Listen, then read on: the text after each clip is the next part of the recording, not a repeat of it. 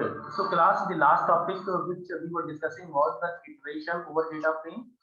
So for that purpose, the two functions are there, iter rows and iter items. मेरी आवाज सही तरीके से आ रही है, ऑडिबल है प्रॉपर तरीके से? हेलो? Yes sir. यस और सर। मैं जो गूगल ड्राइव का अपनी क्लास का लिंक शेयर करता हूँ, आप में से कोई बच्चा इसको कभी रेफर करता है, बाद में देखता भी है? कोई आंसर नहीं, इसका मतलब कोई यस सर। अच्छा, चलो अच्छी बात है। ठीक है, आज से मैं क्या करूंगा, आज से मैं ना, अभी तो गूगल ड्राइव लिंक पे शेयर करता था, आज मैं अपना जो मेरा यूट्यूब चैनल है उस पे ड्रॉप करके, उस पे अपलोड करके तब मैं लिंक शेयर करूंगा। तो please subscribe my channel, like and share मत करना, लाइक करो और सब्सक्राइब करना। ठीक है, तो हमने ये दो फंक्शंस पढ़े थे, iterrows and hitter items. Iterrows क्या करता है, ये बहुत ही ब्यूटीफुल फंक्शंस है और ये फंक्शंस डेटा फ्रेम को रो वाइज हमें प्रोवाइड करता है। That means it divides the data row wise and gives all the rows one by one. Items की क्या करता है, आइटम्स के अंदर कॉलम वाइज प्रोवाइड करता है। ठीक है, ये हो गया लेआउट हो गया इटर रोज का। इस तरीके से हमें आइटम्स मिलेंगे row wise, first row, second row and third row, and hitter items के अंदर हम कॉलम वाइज। ठीक है, इटर आइटम्स फंक्शंस दो वैल्यूज रिटर्न करता है, दो वैल्यूज प्रोवाइड करता है। क्या प्रोवाइड करता है, रो का नेम और सीरीज में डाटा, 15 में क्या डाटा था, 16 में क्या था, 17 में क्या था। इसी तरीके से इटर आइटम्स भी टू वैल्यू रिटर्न करता है। क्या रिटर्न करता है, कॉलम का नेम करता है और साथ में सीरीज में डाटा, ये बताने के लिए क्वार्टर 1 में क्या डाटा था, क्वार्टर 2 में क्या डाटा था, 3 के लिए, 4 के लिए, 15 में, फिर इसी तरीके से 16 में करता है and next column. then we completed, then what we demonstrated this example also, कि आपने किस तरीके से पहले 2D डिक्शनरी से डेटा फ्रेम बनाएंगे and then how can we access individual row one by one by using iter rows function with the help of loop। बस हमें ये ध्यान रखना है, जब हम iter rows या iter items फंक्शन यूज करेंगे तो हमें लूप यूज करना है। ऐसा क्यों, क्योंकि जो एक एक करके रो या कॉलम हमको मिलेगा उसको एक्सेप्ट करने के लिए, उसको मैनिपुलेट करने के लिए। ठीक है, अब हमें मालूम है इटर रोज टू वैल्यू को रिटर्न करता है, first row name, second series, data series. तो उन दोनों को एक्सेप्ट करने के लिए हमने फॉर लूप के अंदर ये वैल्यू एक्सेप्ट करनी है। रो में रो का नेम आ जाएगा, रो सीरीज के अंदर उसकी वैल्यूज आ जाएंगी और उनको हम डिस्प्ले करा सकते हैं और we can what manipulate the data, we can change the data and it will give the output like this. We have done this example practically also. Then we did the practical of iter items also. Iter items से हमने कैसे किया है, the same data frame हमारे पास था, लेकिन इस बार हमने क्या फंक्शन यूज करा, iter items। ठीक है, पहले हमने iter rows यूज किया था, इस बार iter items यूज किया है। iter items की टू वैल्यूज को रिटर्न करता है, कॉलम नेम और उस कॉलम के corresponding values in individual in all the rows one by one, कि उस कॉलम में क्या क्या वैल्यूज हैं हर रो के अंदर। सेम सिंटैक्स है, बस केवल वहां पर इटर रोज था, यहाँ इटर आइटम्स हो गया है। ये वेरिएबल्स नेम तो आप अपने हिसाब से कुछ भी दे सकते हैं, ABCD जो भी आप देना चाहते हैं। बेटा one of you what is unmuted, please mute yourself. And then just we are displaying their values, column का नेम डिस्प्ले कर दिया, फिर जो भी वैल्यूज है उस कॉलम के अगेंस्ट उसको डिस्प्ले करा दिया कॉलम सीरीज के अंदर, हमने यहाँ पे इनपुट करके, और इस टाइप से आउटपुट आएगा। कॉलम का नाम आ गया और इस कॉलम के अंदर क्या क्या वैल्यूज हैं, क्वार्टर 1 में, क्वार्टर 2 के अंदर, 3 के अंदर, 4 के अंदर, देन समरी। फिर इसी तरीके से नेक्स्ट कॉलम का नेम आ गया 2016, अगेन 2016 में क्वार्टर 1 में क्या वैल्यूज थी, 2 में क्या वैल्यूज थी, 3 में क्या वैल्यूज थी, 4 में क्या वैल्यूज थी, then summary and so on. Now the printing individual column from a row, individual, अभी तो हमने क्या करा है कि पूरी रो के अंदर जो हमारी रोज है उसमें सारी कॉलम्स आ रहे हैं। आप देख सकते हैं कि क्वार्टर 3 जो रो है उसमें 15 भी आ रहा है, 16 भी आ रहा है, 17 भी आ रहा है, but the next step is that the printing individual column from a row. So when accessing rows a data frame using iter rows, then by using the row series column, that means आपने बताएंगे कि उस series के अंदर हमें किस column को access करना है। ठीक है, तो हम क्या कर सकते हैं, इस तरीके से पर्टिकुलर कॉलम को ही डिस्प्ले कराएंगे। ये आपने लूप लगाया था to access the row names and to access the row values and to display particular column for the row. अब इसमें क्या करा, एक नया देखो एग्जांपल लिया, नया डेटा फ्रेम दिया हुआ है। एक हमने 2D डिक्शनरी बनाई, नेम मार्क्स ये कीज है इस डिक्शनरी के अंदर, और वैल्यूज के प्लेस पर हमने क्या लिखा हुआ है, लिस्ट रखी हुई है।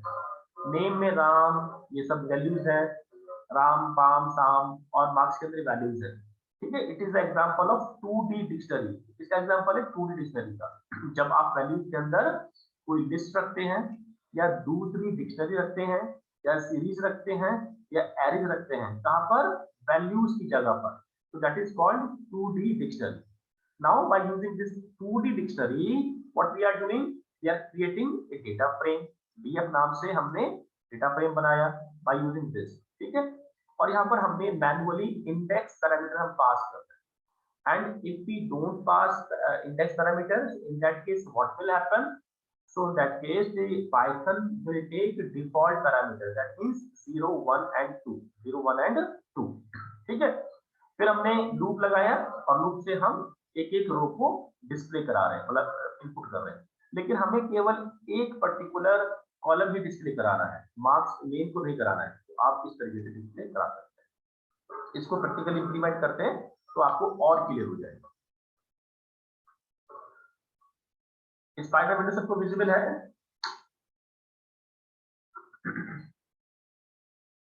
हाँ जी बच्चों, स्पाइडर विंडो सबको क्लियर है बेटा?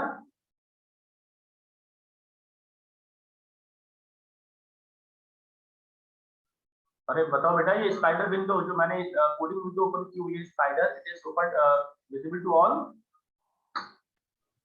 Yes sir. बोला करो import numpy as np, import pandas as pd। अब हम क्या करेंगे, हम डिक्शनरी बनाएंगे, एक टूल डिक्शनरी, इसका नाम रखा हमने dict1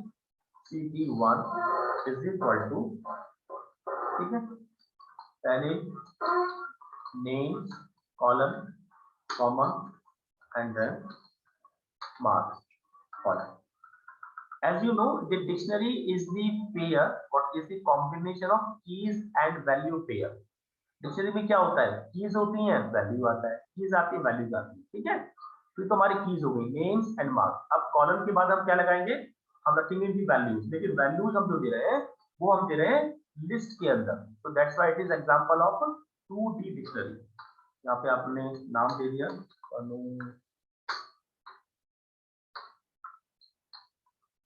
मोनो एंड सोनो।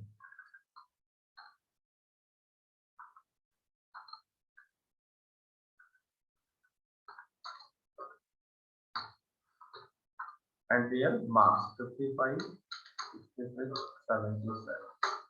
इसको डिस्प्ले करा देते हैं, प्रिंट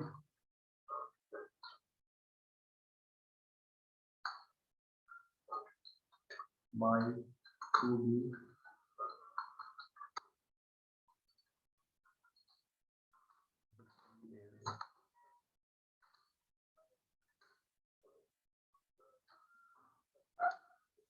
it is dict1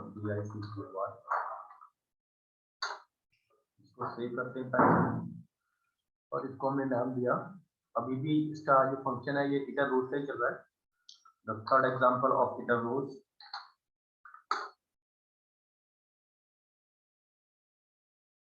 ठीक है, तो माय 2D डिक्शनरी इज, ये मेरी डिक्शनरी बनी हुई है। अब हमें क्या बनाना है, इस डिक्शनरी से बनाना है डेटा फ्रेम। कैसे बनाते हैं, डेटा फ्रेम का नाम is equal to pd dot data frame and simply pass the name of 2D dictionary, क्या नाम है, dict1, ओके।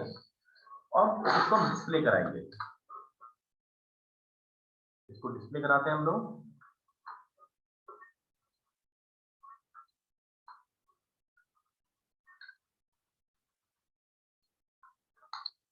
डेटा फ्रेम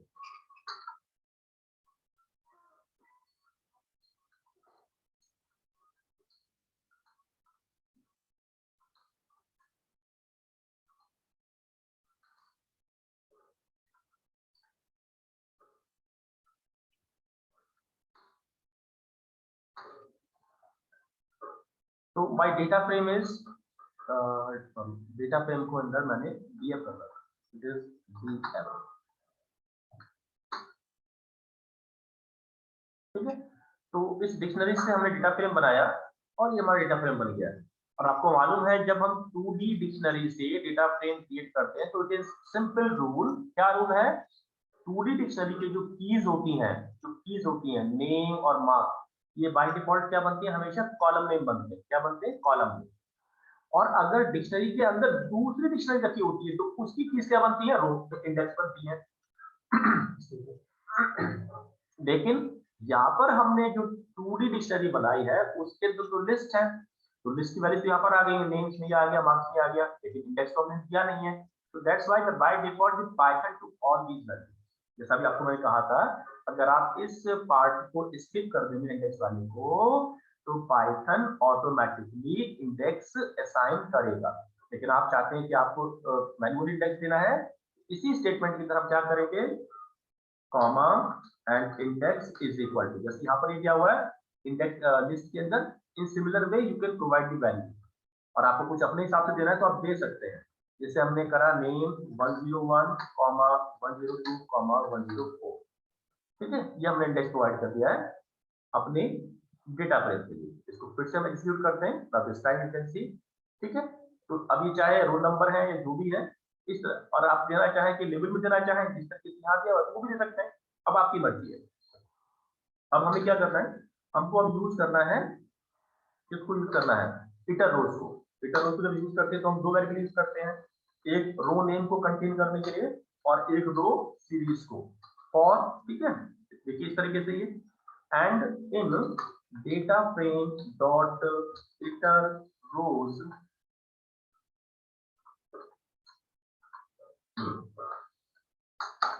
ठीक है, ये फंक्शन है। और अगर आप डिस्प्ले कराएंगे प्रिंट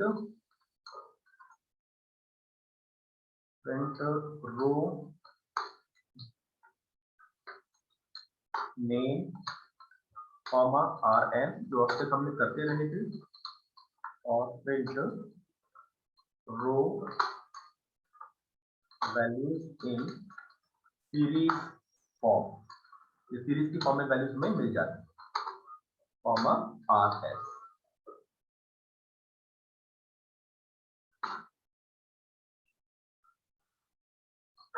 माय डेटा फ्रेम हो गया। रो नेम कितना है? 101। Row value in series form, names में तनु है, मार्क्स में कितना है? इसको भी स्लैश n कर देते हैं, थोड़ा सा कंफ्यूजन हो रहा है।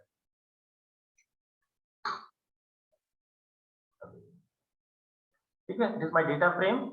रो नेम कितना है? 101। Row values in series form, names के अंदर तनु और मार्क्स में 55। किसके लिए? इस रो के लिए। फिर अगले नेक्स्ट रो पर आते हैं। उससे पहले इसने क्या शो कर दिया? एक समरी शो कर दी है। नेम, रो का नेम है 101, ऑब्जेक्ट टाइप क्या है? ऑब्जेक्ट। अभी ऑब्जेक्ट क्यों है? देखिए पहले कल जो हमने प्रोग्राम किया था उसमें टाइप आ रहा था int64 या int32 था, लेकिन इस बार क्या शो कर रहा है? ऑब्जेक्ट शो कर रहा है। ऐसा क्यों? क्योंकि इस सीरीज के अंदर तनु भी है और 55 भी है, दोनों ही वैल्यूज आ रही है डेटा वैल्यूज के अंदर, यू कैन सी, है ना? आपको मालूम है the series is the combination of the two array. एक एरे के अंदर इंडेक्स आते हैं और एक एरे के अंदर डेटा आता है, लेकिन जो डेटा एरे है उसके अंदर नाम भी आ रहा है, वैल्यू भी आ रही है, तो इसीलिए इसका टाइप क्या हो गया? ऑब्जेक्ट हो गया। ठीक है, टाइप क्या हो गया? ऑब्जेक्ट। मतलब the multiple types of values are there, क्योंकि स्ट्रिंग्स वैल्यू है, 55 इंटीजर वैल्यू है, तो उस केस में सभी टाइप के वैल्यूज को एकोमोडेट करने के लिए पाइथन ऑटोमेटिकली टाइप क्या एडजस्ट करता है? Object. what I said, that means if in a series, if in a data array, if the values are of different types, so to accommodate all the values of different types, the type will be object type।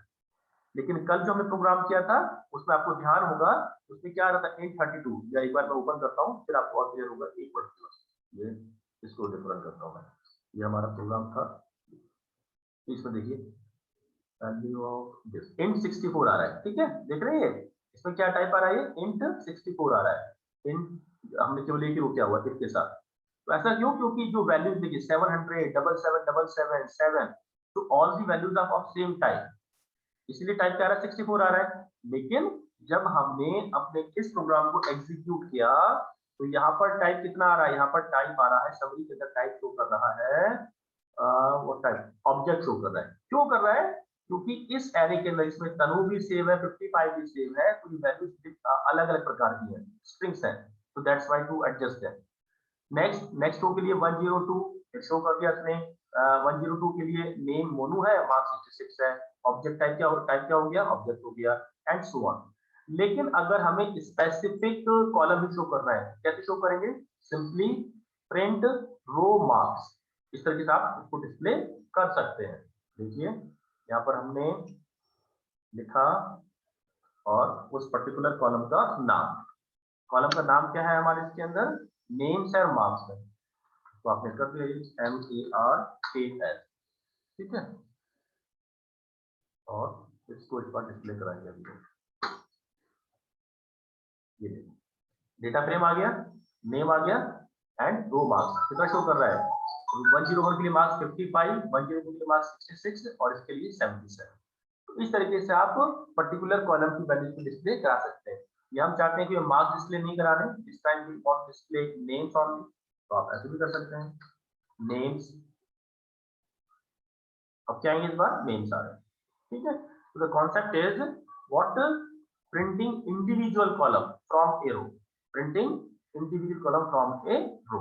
रो के अंदर अगर हमें particular column display करा तो कैसे कराएंगे, हम सबसे पहले रो का नाम लिखेंगे और फिर उस कॉलम का नाम इसके अंदर ब्रैकेट किया गया। Now modifying a single cell.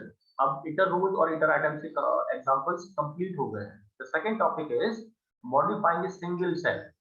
ये डेटा फ्रेम हमारा है और इसके लिए मैं फिर से एक अपना पुराने प्रोग्राम को ओपन करता हूँ, तो हम उसको अच्छे से कर पाएंगे।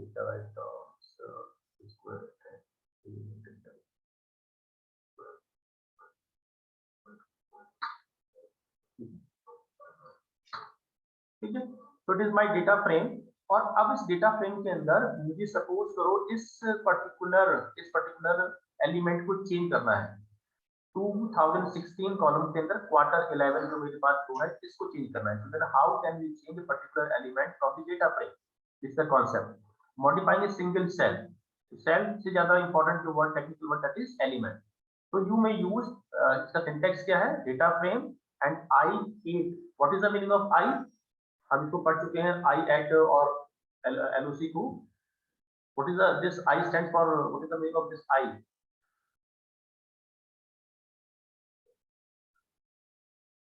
बताइए बच्चों, इस आई का मतलब क्या होता है? बस गलत भी बोल सकते हैं, फुल फॉर्म बताने केवल आई क्या आपको, केवल फुल फॉर्म बतानी है, बताइए।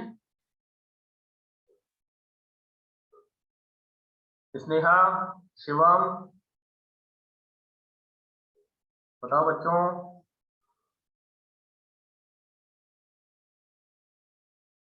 आई फॉर इंटीजर, ठीक है। तो अगर आपको पर्टिकुलर सेल को चेंज करना है तो उसके बहुत अलग अलग मेथड्स हैं, लेकिन हमारी जो अभी इसमें हमको पढ़ना वो क्या करना है, सिंपली कॉलम नेम को हम यूज करेंगे, देन रो नेम और row label. In this way, we can access particular element from the data frame. इस तरीके से डेटा फ्रेम का नाम लिखा आपने, then the name of column and the name of row inside the what, square brackets, ठीक है, and the name should be enclosed in square brackets and in the what, single quotes and the new value, ठीक है। So we'll try this method to change the value। इसी को हम यहाँ पर करके देखते हैं। ये हमारा डेटा फ्रेम बना हुआ है, अब मुझे इस वैल्यू को चेंज करना है, तो कैसे करेंगे? डेटा फ्रेम का नाम dot operator, then 2016 the value of column and within square bracket the name of row, the index row into square bracket, single bracket या स्क्वायर यूज कर सकते हैं, ठीक है। इज इक्वल टू हमने किया एंड द न्यू वैल्यू, हम चाहते हैं कि इस नेम को रिप्लेस करके यहाँ पर एक हमें नई वैल्यू देनी है 255 फॉर एग्जांपल। इस तरीके से आप ये वैल्यू असाइन कर सकते हैं, ठीक है। That means data frame dot operator, column name, then row index and then new value. But it is showing error 2016 11.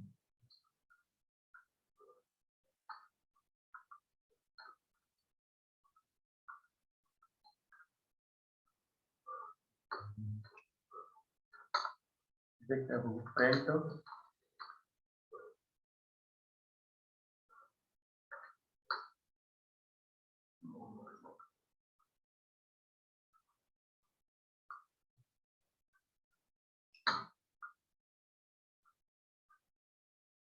2016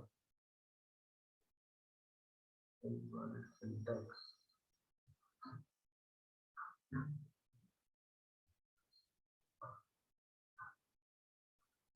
If you recover simple, the name of population,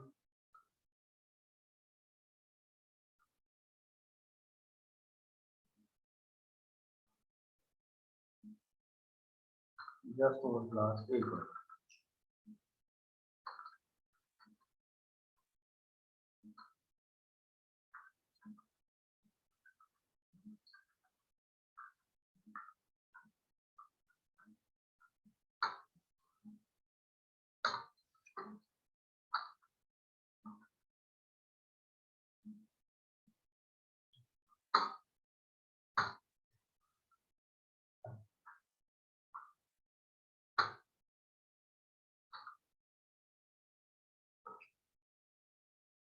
Yes,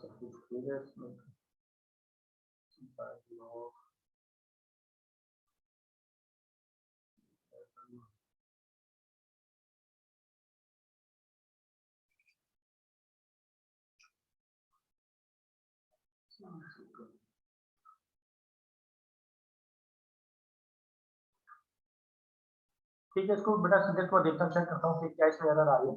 otherwise what we are following the same syntax given in book. Data frame का name लिखते हैं, then dot operator, name of column and the name of row inside the what square bracket and then single quotes. So we are following the same, but it's still showing the invalid syntax. So let me check. Then the next topic is renaming and rows of columns. How can we change? How can we rename the rows or columns in the data frame? So to change the name of any row column individually, we can use the rename function of data frame as per the syntax given below. That means if we want to rename a column or row in our data frame, so what function we use? This rename function we use. And what is the syntax? The simple syntax is that data frame का नाम लिखते हैं, then we use this rename function, then index function कब use करते हैं? जब हमें row का नाम change करना होता है. And for change to rename the column, we use this column. So simple, नाम से लग रहा है. Index हमेशा हम कब use करते हैं? रो के लिए. कॉलम्स के लिए क्या यूज करते हैं? कॉलम्स यूज करते हैं. And then we use this third parameter in place is equal to true और फॉल्स. It is optional. ठीक है, इंडेक्स भी ऑप्शनल है, कॉलम भी ऑप्शनल है और इन प्लेस भी ऑप्शनल है. इंडेक्स का यूज क्या हो गया? To rename the row. Column का यूज क्या हो गया? To rename the column. And use of in place, that means अगर आप इन प्लेस को स्किप कर देंगे तो what will happen? That means the Python will create new data frame, and that new created data frame will have the new name for rows and columns. लेकिन अगर आप करेंगे in place is equal to true, तो क्या होगा? Changes उसी data frame के अंदर होंगे. ठीक है, this will do this. The index argument is for index names, row labels. If we want to rename rows only, then specify only index argument. ठीक है, अगर हमें केवल रो के नेम चेंज करने हैं तो हम क्या यूज करेंगे? इंडेक्स आर्गुमेंट चेंज करेंगे. The columns argument is for columns names. Column से हम क्या करेंगे? कॉलम्स के नेम चेंज करते हैं. If we want to rename columns only, then specify only columns argument. So these are the purpose of these two arguments. For both index and columns arguments, specify the name change dictionary containing original names and the new names in a form like old name, new name. And if you want to change both row as well as column, then we should use these two parameters what together, index और rows. लेकिन तरीका कैसे है? सबसे पहले जो old name है उसको लिखते हैं और फिर new name लिखेंगे. लेकिन दिस ओल्ड नेम जिसको हमें रिप्लेस करना है और किस नाम से रिप्लेस करना है वो हम यहाँ लिखते भी नहीं के अंदर, देखो वो कहाँ पर आएंगे, उनको हम लिखेंगे डिक्शनरी के फॉर्म में। किस फॉर्म में आएगा, dictionary. For both index and columns arguments specify the name change dictionary, ठीक है। So old name and new name must be given inside the dictionary. Now what is the role of in place argument? In place argument as true, अगर यहाँ पे true लिखा हुआ है, so if we want to rename the rows columns in the same data frame, that means हम चाहते हैं कि जो changes हमने करे हैं ना, जो हम changes rename करना चाहते हैं वो original data frame के अंदर ही होनी चाहिए। So in place we should write in place is equal to true, और if we write in place is equal to false, और if we skip this, तो उस केस में क्या होगा, if you skip this argument then a new data frame is created with the new indexes columns and original remains unchanged, ठीक है। जैसे for example ये हमारा एक नया डेटा फ्रेम हमने बना रखा है और इसमें हमें रीनेम करना है, तो हमने क्या करा, name of data frame then rename function and then index is equal to what the new values inside the dictionary. You can see section A को हमने कर दिया ए, सेक्शन बी को हमने कर दिया बी, सेक्शन सी को हमने कर दिया सिंपली सी, और सेक्शन डी को हमने कर दिया डी, ठीक है। A B, it is not compulsory कि we should what change all the rows, ऐसा नहीं है, ठीक है। लेकिन जो भी ओल्ड नेम है और जो न्यू नेम है, we must provide these two values inside the dictionary, ये हमें बस ध्यान रखना है, ठीक है। इसको हम लोग करते हैं पहले, ये इसी को मैं सेव कर देता हूं, इसको हटा के और इसको दोबारा से हम लोग सेव करते हैं दूसरे नाम से, फाइल सेव एज, इसको रखा हमने रीनेम रोज एंड कॉलम्स, ठीक है। क्या मेथड है इसके लिए, सिंपल, डेटा फ्रेम का name then which function, rename function, देखिए रीनेम फंक्शन ऑटोमेटिकली आ गया है, और रीनेम के अंदर फिर डिक्शनरी। हम चाहते हैं कि जो मेरी डिक्शनरी ये व्हाट रो है Q11, इसको मुझे चेंज करना है, ठीक है। इसका नाम लिखिए किसके अंदर, सिंगल ब्रैकेट्स के अंदर Q11 then colon and then new name, हमने करा इसको कर दो आप 9999 फॉर एग्जांपल, ठीक है। ये इसको करो, और यहाँ पर हमने इन प्लेस नहीं लगाया हुआ है, इन प्लेस ध्यान रखना, इन प्लेस हमने नहीं लगाया हुआ। फिर हम करते हैं प्रिंट करते हैं प्रिंट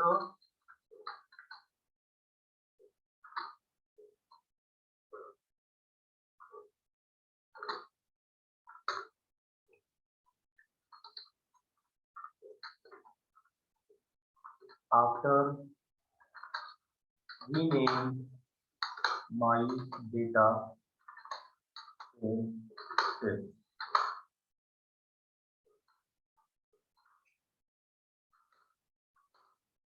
हमने अपने डेटा फ्रेम को क्या कर दिया, डिस्प्ले करा दिया।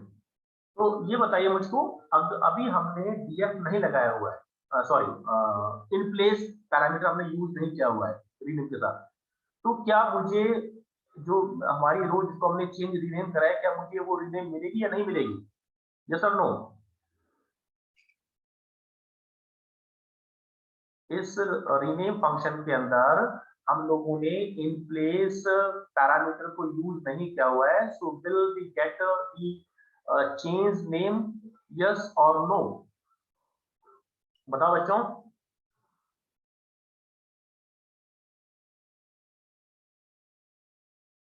अरे बोलो भाई, ऐसे मत करो, कुछ तो आंसर करो।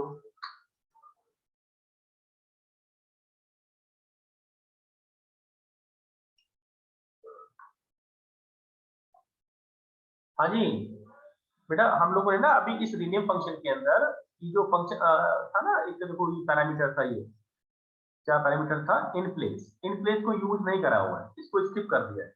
तो अगर जब हमने स्किप करेंगे तो क्या डेटा फ्रेम के अंदर मुझे जो मेरी रो है 11, ये किस फॉर्म में मिलेगी, इसी फॉर्म में मिलेगी या उसका नाम चेंज होके मिलेगा मुझको। दो आंसर है कि सर पुराने नाम से मिलेगी, नए नाम से मिलेगी, इतना आपको आंसर करना है, गलत बोलो सही बोलो, बोलिए। देवांश आप आंसर करिए, देवांश। अरे सुन पा रहे हैं मुझको देवांश? सर। हाँ जी, सही है गलत? Will we get the row with old name और विद न्यू नेम?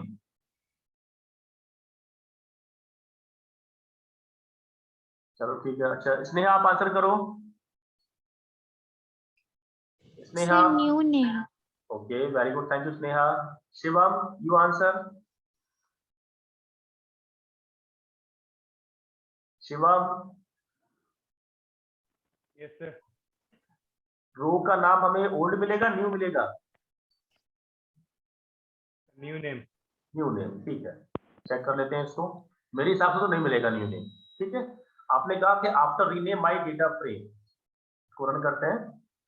ये तो एरर शो कर रहा है, set object is not called rename where items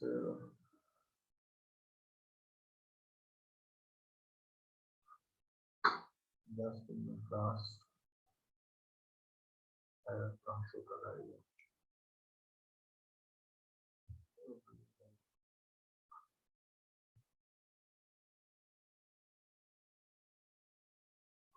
हाँ, इसमें हमने इंडेक्स लिखना भूल गए। इंडेक्स इज इक्वल, इंडेक्स तो लिखना भूल गए थे। Index is equal to showing error is equal to the 211 and this.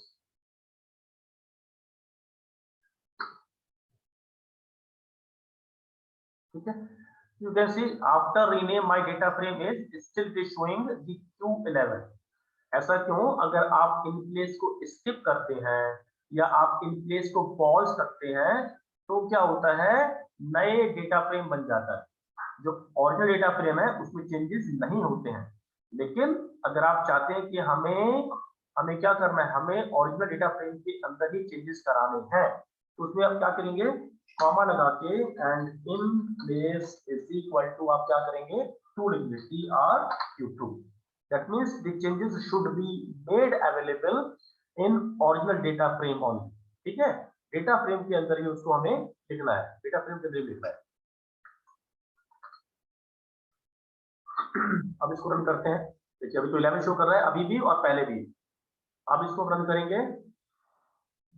Now what is happening in original data frame, the name of row was Q11, लेकिन अभी नाम चेंज हो गया है।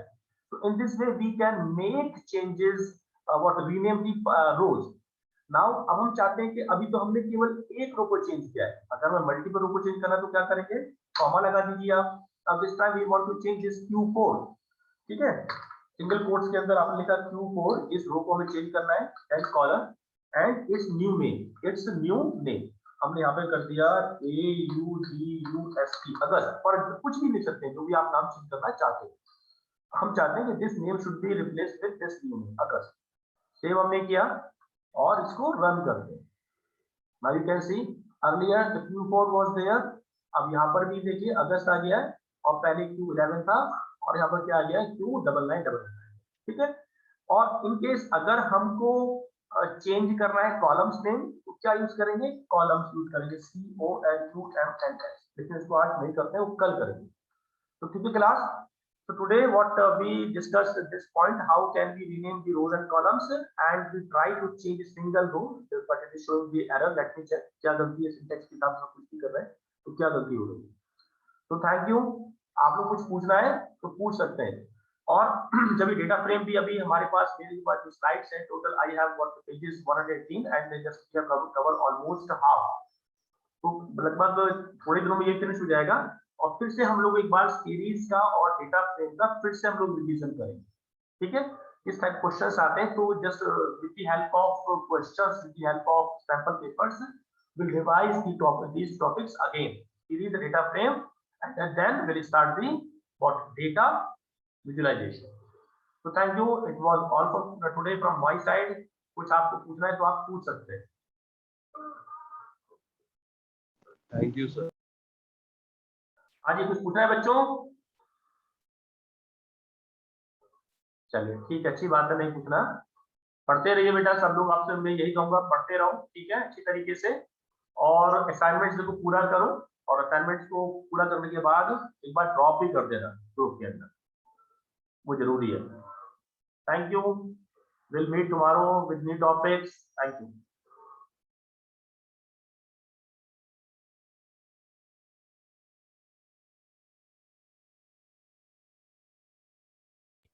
Thank you, sir. वेलकम बच्चे, welcome.